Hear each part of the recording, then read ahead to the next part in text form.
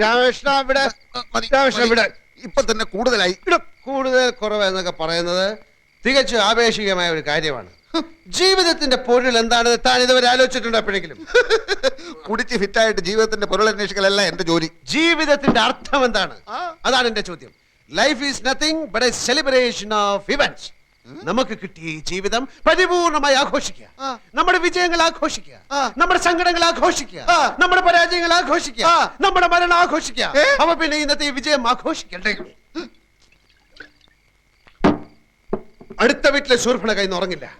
ഈ രാമലക്ഷ്മണന്മാർ ഇന്ന് ഉറങ്ങുകയില്ല. അവിടെ പരാജയത്തിന്റെ ആഘോഷം, ഇവിടെ വിജയത്തിന്റെ ആഘോഷം. ഇവിടെ വിജയത്തിന്റെ ആഘോഷം, അവിടെ പരാജയത്തിന്റെ ആഘോഷം. ഇവിടെ വിജയത്തിന്റെ ആഘോഷം, അവിടെ പരാജയത്തിന്റെ ആഘോഷം. ഇവിടെ വിജയത്തിന്റെ ആഘോഷം.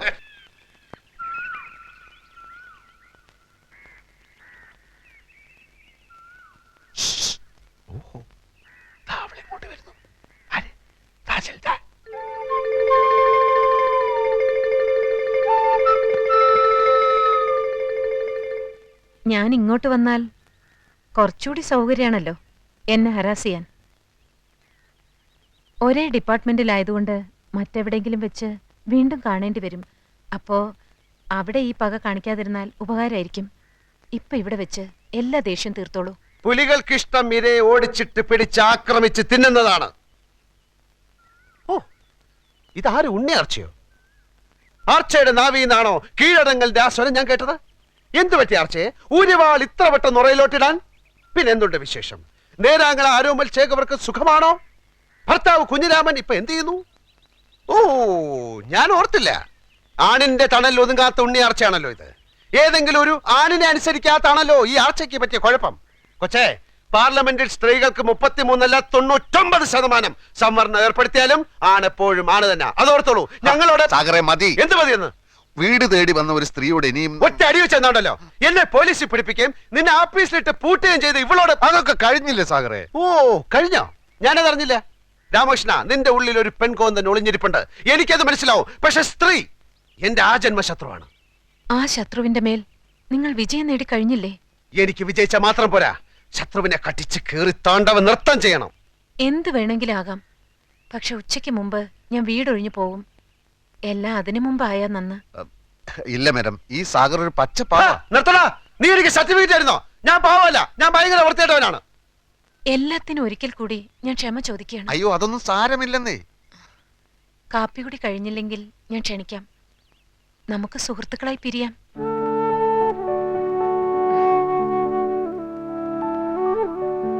വൻകിട രാഷ്ട്രങ്ങൾ തമ്മിൽ യുദ്ധങ്ങൾ ഉണ്ടാവാറുണ്ടല്ലോ.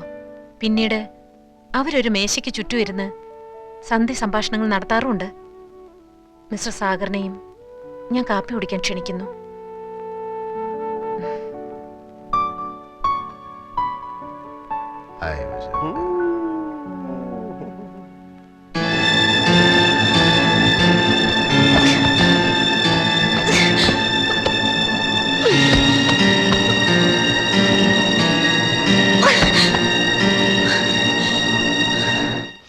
സാറേ, ദേ ആ സാറന്മാര്.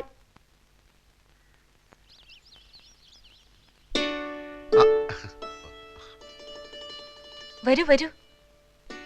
Thank you so much. വരൂന്ന് വിചാരിച്ചതല്ല. സമാധാനമായി.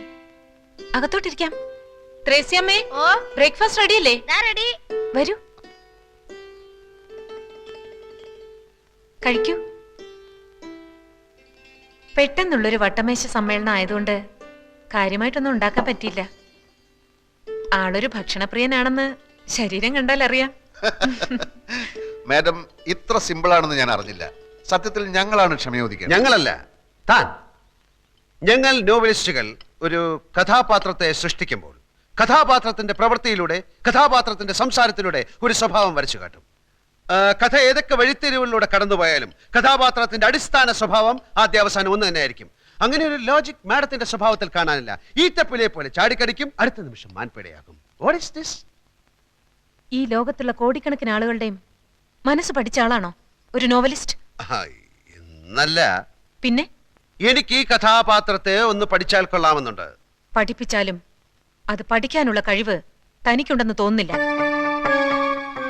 സ്ത്രീ തന്റെ ആജന്മ ശത്രുവാണെന്ന് പറഞ്ഞല്ലോ. തന്റെ അമ്മ തന്റെ ശത്രുവാണോ?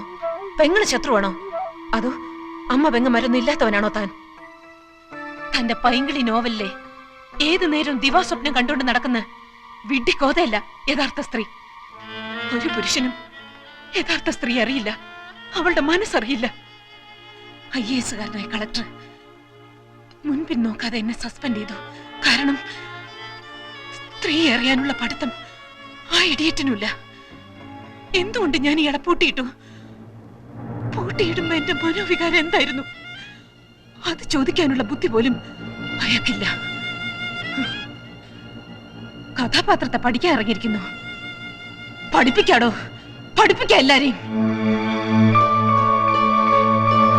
I am a self made woman. ഒരുത്തിന്റെ ഔദാര്യം ഇല്ലാതെയാണ് സ്വയം ഈ നിലയിലെത്തിയത്.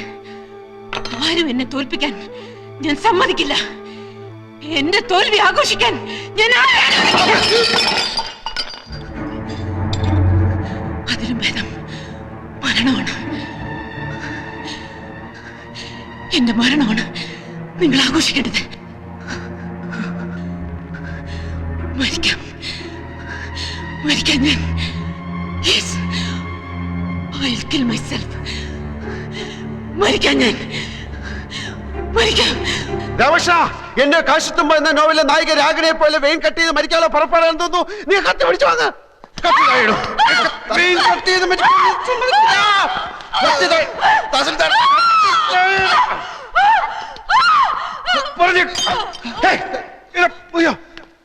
എന്റെ കർത്താവേ, തഹസിൽദാരെ ബലാത്സംഗം ചെയ്യുന്നേ. അവനത് ചെയ്യും. അവന്റെ എല്ലാ നോവലിലും ഉണ്ടല്ലോ 1-2 റേപ്പ്. ഈ എഴുത്തുകാരന്റെ ഉള്ളിലുള്ള ആഗ്രഹങ്ങളാണല്ലോ അവന്റെ രചനയിലൂടെ പുറത്തു വരുന്നത്. സാറൊന്ന് ചുമ്മാതിരിക്കുന്നുണ്ടോ? ഒരു തഹസിൽദാരെ വീട്ടിൽ കയറി റേപ്പ് ചെയ്യാനുള്ള ധൈര്യമൊന്നും കോട്ടപ്പുറത്തിനില്ല. അതില്ലാത്ത കൊണ്ടാണല്ലോ മറ്റൊരുത്തിന് കൂട്ടുപിടിച്ചിരിക്കുന്നത്. എനിക്ക് വിശ്വസിക്കാൻ മേല. പിന്നെ എന്ത് പാടോ? പത്രങ്ങളിൽ മുഴുവൻ വെണ്ട കീഴ് വാർത്ത കൊടുത്തിരിക്കുന്നത്. അതിന് പത്രം എന്റെ മുഖത്തോട്ട് എറിയുന്ന എന്തിന്?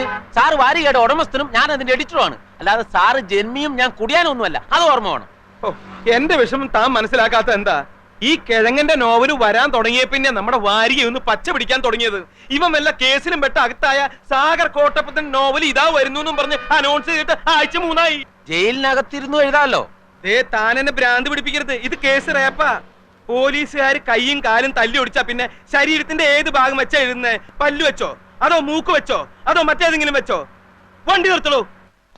സർ, മഞ്ചാടി വരിയുടെ മുതലാളി എഡിറ്റർ വന്നിട്ടുണ്ട്. ഓഹോ, വരാൻ പറയൂ. Yes sir. ഭരണകക്ഷിക്ക് പാദസേവ ചെയ്യാനൊന്നുമില്ലടോ ഞാൻ പത്രം നടത്തണേ. ഞാനിപ്പോ പോലീസ് സ്റ്റേഷനിൽ നിന്നാ. ലോക്കപ്പിലൊന്നും അല്ലടോ. സാർ ഇരിക്കണം. ആ, ഞാൻ മഞ്ചാടിയുടെ ഒരു സ്ഥിരം വായനക്കാരനാ. ആണോ? ആ, ഞാൻ മാമച്ച മുതലാളി. ഇതെന്താണ് സാർ സംഭവിച്ചത്? സാഗർ കോട്ടപ്പുറം ലോക്കപ്പിലാണോ? ആളിനെ ഇപ്പോ സർക്കിൾ ഓഫീസിലേക്ക് കൊണ്ടുപോയിരിക്കാം. എന്തിനെ? ഇൻട്രോഗേഷൻ. എന്താ പറഞ്ഞേ? ചോദ്യം ചെയ്യൽ. നമുക്ക് അയാളെ എത്രയും പെട്ടെന്ന് ജാമ്യത്തിനെടുക്കണല്ലോ.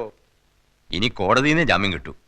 സാറിന് കാപ്പിയോ ചായയോ അത് തണുത്ത വല്ലതും? സദ്യ ഉണ്ണാൻ ഞാൻ വേറൊരു ദിവസം വരാം. ഇപ്പൊ എന്തെങ്കിലും അടിയന്തരമായി ചെയ്തേ പറ്റൂ. എന്റെ മഞ്ചാടി 3 ലക്ഷത്തിൽ നിന്ന് ഒറ്റയടിക്ക് 6 ലക്ഷമാക്കിയതിൽ കോട്ടപ്പുറത്തിന്റെ പങ്ക് ചില്ലറയൊന്നും അല്ല. സാർ, ഈ റേപ്പ് ചെയ്യപ്പെട്ടു എന്ന് പറയുന്ന തഹസീൽദാരുടെ നാവിൻതുമ്പത്ത കോട്ടപ്പുറത്തിന്റെ ഭാവി. പെണ്ണുങ്ങൾക്കാണല്ലോ ഇപ്പൊ നിയമത്തിന്റെ എല്ലാ സംരക്ഷണവും. കോട്ടപ്പുറം സാറും തഹസീൽദാരും തമ്മിൽ നേരത്തെ ഒരു വടംവലി ഉണ്ടായിരുന്നു. അതിന്റെ പ്രതികാരമാവാനും മതി. എന്തായാലും സാർ ഈ തഹസീൽദാരെ ഒന്ന് കണ്ട് ഒരു അമിക്കബിൾ സെറ്റിൽമെന്റ് ശ്രമിക്കുന്നതാ ബുദ്ധി. എന്റെ അനുവാദം ഇല്ലാതെ എന്റെ വീട്ടിൽ കയറിയവനൊക്കെ അതിന്റെ ഫലം അനുഭവിച്ചിട്ടുണ്ട്. ബഹുമാനപ്പെട്ട തഹസിൽദാർ, ഇതൊരു ജീവൻ മരണ പോരാട്ടമാണ്. ഉടൻ വരുന്നു. സാഗർ കോട്ടപ്പുറത്തിന്റെ പുതിയ നോവൽ എന്ന് പരസ്യം ചെയ്തിട്ട് ആഴ്ച 3 കഴിഞ്ഞു. ഞാൻ മാപ്പ് പറയാം, കാല് പിടിക്കാം. കോട്ടപ്പുറത്തിന്റെ പേരിലുള്ള കേസ് പിൻവലിക്കണം. ദയവ് ചെയ്ത് അയാളെ കഥ എഴുതാൻ അനുവദിക്കൂ. ഇനി ഒരിക്കലും അയാൾ കഥ എഴുതരുത്. മലയാള സാഹിത്യത്തിൽ മഞ്ചാടി എന്ന വാരികയ്ക്കും സാഗർ കോട്ടപ്പുറം എന്ന നോവലിസ്റ്റിനും ചവറ്റുകൊട്ടയിലാണ് സ്ഥാനം. 6 ലക്ഷമാണ് ഞങ്ങളുടെ സർക്കുലേഷൻ. അതിൽ കൂടുതൽ സർക്കുലേഷനുള്ള ചവറുകൾ വേറെയുണ്ട്. യഥാർത്ഥത്തിൽ കോട്ടപ്പുറം നിങ്ങൾ റേപ്പ് ചെയ്തോ? Get out. I said get out.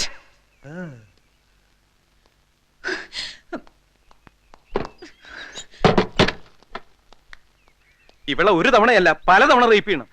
ഒരു 10 or 50 കൊടുക്കാന്ന് പറ. എന്തിനു റേപ്പ് ചെയ്യാനാ? അതിനല്ല കേസി നൂരാൻ. എടോ, അക്കാര്യത്തിലേക്ക് കടക്കാൻ അവൾ അതിന് നിന്ന് തരണ്ടേ? പണം കൊടുക്കാൻ ആദ്യമേ പറയേണ്ടതായിരുന്നു. സാർ ഒന്നുകൂടി ഒന്ന് ശ്രമിക്കും. വേണ്ട. വേണം. വേണ. വേണം.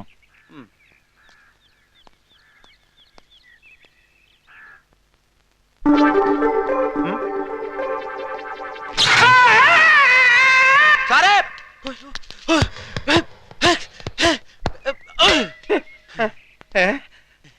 പവർ കെട്ട സമയത്ത് വരാം